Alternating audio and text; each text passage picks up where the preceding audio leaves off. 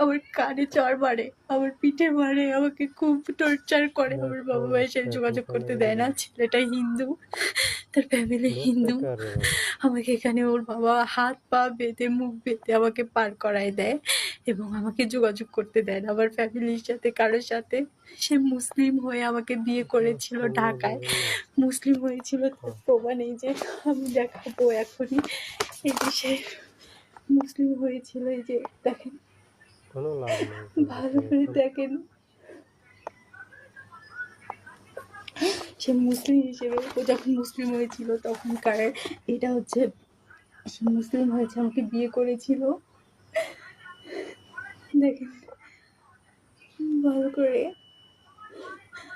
আমাকে বিয়ে করেছিল, আমাকে মিথ্যে বলে বিয়ে করেছিল, করার পর আমাকে এখানে নিয়ে আসি ইন্ডিয়াতে।